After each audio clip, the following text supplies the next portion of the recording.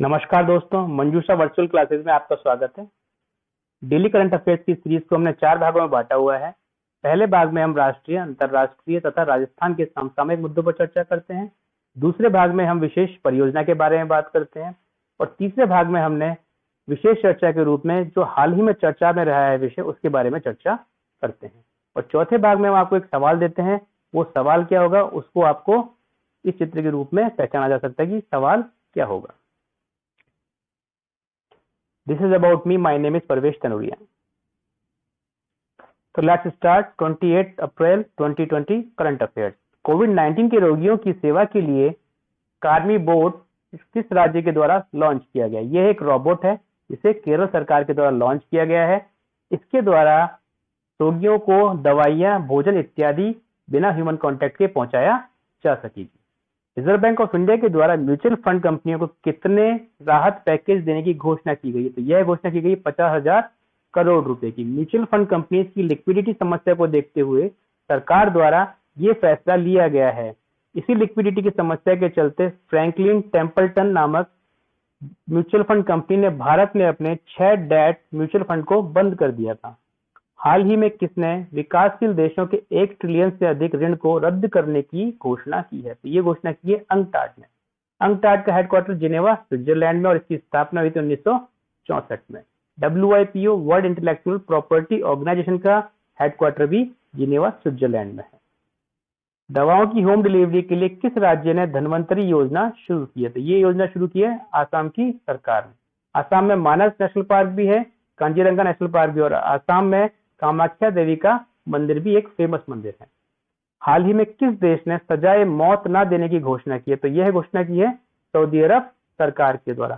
Saudi अरब में कोड़े मारने की प्रथा भी थी, जिसे सऊदी अरब सरकार ने अब बंद कर दिया है। G20 देशों की जितनी भी प्रकार की समिट हुई, वो सारी की सारी वर्चुअल समिट सऊदी अरब में हुई है।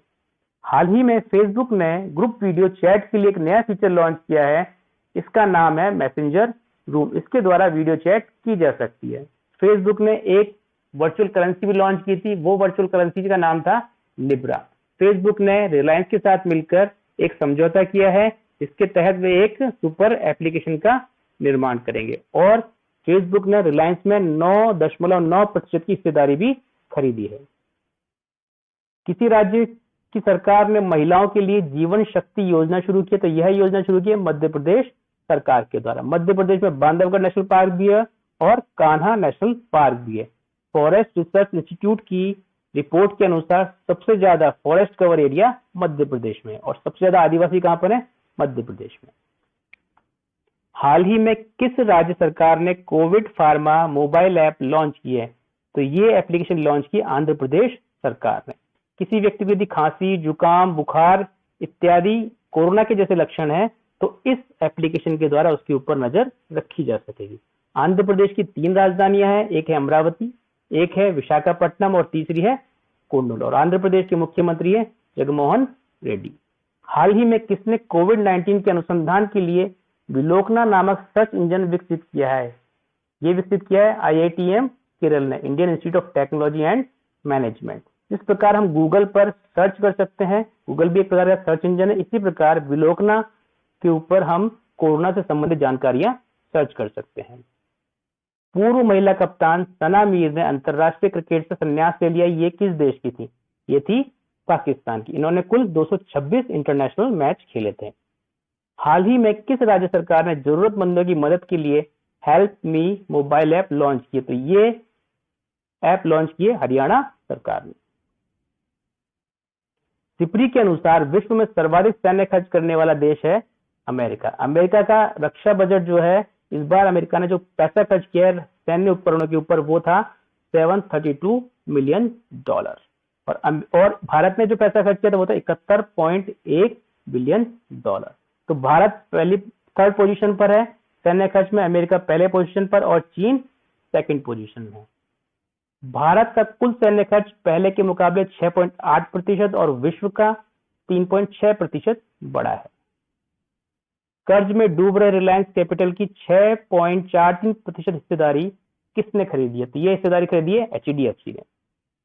केयर रेटिंग ने भारत के चालू वित्त वर्ष 2020-21 में सकल घरेलू उत्पाद मतलब जीडीपी का कितने प्रतिशत होने का अनुमान लगाया, तो ये अनुमान लगाया गया है 1.1%। 2020-21 में देश में कोयला उत्पादन का लक्ष्य कितने मिलियन टन निर्धारित किया गया, तो यह है 710 मिलियन टन। किस कंपनी को सह ब्रांडेड प्रीपेड कार्ड वॉलेट जारी करने के लिए आरबीआई से अनुमति मिली है, तो यह है ट्रांसकॉर्प। आप इसका नाम ध्यान रखिए, ट्रांसकॉर्प। राजस्थान सरकार ने विधायक कोष के तहत आवंटित की जाने वाली राशि को कितने वर्षों तक स्वास्थ्य क्षेत्र के विकास के लिए समर्पित कर दिया है, तो ये किया है सरकार ने 2 वर्षों तक के लिए। राजस्थान में कुल 200 विधानसभा की सीटें हैं और एक वर्ष में कुल 450 करोड़ रुपए इस निधि के तहत खर्च किए जाते हैं। रिलायंस ने घर बैठे ही ग्रोसरी खरीदने के लिए किस कंपनी के साथ समझौता किया है, तो यह समझौता किया गया है व्हाट्सएप के साथ। राजस्थान की एक कंपनी द्वारा कोरोना से लड़ने के लिए face recognition and temperature management हेतु एक डिवाइस बनाया गया है। उस डिवाइस का नाम रखा है गोकोना। इस डिवाइस की मदद से मास्क लगाए हुए व्यक्ति का भी फेस रिकॉग्निशन किया जा सकेगा और दूर से उसका टेम्परेचर भी नापा जा सकेगा। केंद्र सरकार द्वारा राजस्थान में स्टार्टअप को बढ़ावा देने एवं यंग स्टार्टअप को बिजनेस में बदलने के लिए किस निजी विश्वविद्यालय को 3.1 करोड़ रुपए दिए, तो ये दिए हैं जेईसीआरसी विश्वविद्यालय को। कोविड सेफ किस देश की स्वास्थ्य एप्लीकेशन है, तो ये एप्लीकेशन है ऑस्ट्रेलिया की। और हमारे देश की एप्लीकेशन क्या है, आरोग्य सेतु। तो चलिए आज की परियोजना में बात करते हैं राष्ट्रीय ब्रॉडबैंड मिशन के बारे में। 2022 तक सभी गांवों में ब्रॉडबैंड सेवा पहुंचाने के लिए यह मिशन शुरू किया गया है। यह मिशन राष्ट्रीय डिजिटल और संचार नीति 2018 का हिस्सा है। इस योजना के अंतर्गत 7 लाख करोड़ रुपए का निवेश किया जाएगा 30 lakh kilometre optical fibre cable बिछाने में और प्रति हजार जनसंख्या टावर घनत्व को मौजूदा 0.42 से 1 किया जाएगा। इससे तेजी से डिजिटल संचार ढांचे का विकास होगा, साथ ही डिजिटल डिवाइड समाप्त होगा। तो आज की विशेष चर्चा में चर्चा का विषय कोल बैड मीथेन। यह कोल डिपोजिशन क्षेत्र में पाया जाने वाला प्राकृतिक गैस का एक अपरंपरागत स्रोत है। इसका निर्माण कोलिफिकेशन प्रक्रिया के दौरान होता है। कोलिफिकेशन की प्रक्रिया का मतलब है लकड़ी से जब कोयले का निर्माण होता है तो उसे बोलते हैं हम कोलिफिकेशन प्रोसेस। इसे स्वीट गैस भी कहा जाता है क्योंकि इसमें हाइड्रोजन सल्फाइड की मात्रा नहीं होती है। कोयले की परत के नीचे ड्रिल कर इस गैस को बाहर निकाला जाता है। 12 राज्यों में कोल बेड मीथेन के मिलने की अधिकतम संभावना है। ये सभी राज्य ज्यादातर स्थित है पूर्वी भारत में। 1997 में सीबीएम मतलब कोल बेड मीथेन नीति अपनाई गई थी। पूर्वी भारत के गोंडवाना सेंडिमेंट क्षेत्र में सीबीएम के सर्वाधिक भंडार स्थित हैं। सर्वप्रथम सीबीएम का वाणिज्यिक उत्पादन कहाँ शुरू हुआ था, रानीगंज, कहां पर, पश्चिम बंगाल में। और सबसे पहले सीबीएम का निष्कर्षण कहां किया गया था, झारखंड के झाबुआ में। तो आज के सवाल में आपका सवाल है थैलेसीमिया, तो आपको टिप्पणी लिखनी है थैलेसीमिया के ऊपर। तो इसी के साथ आज का करंट अफेयर समाप्त होता है। कल नए करंट अफेयर के साथ आपके पास फिर से हाजिर होंगे। टिल देन नमस्कार, गुड नाइट।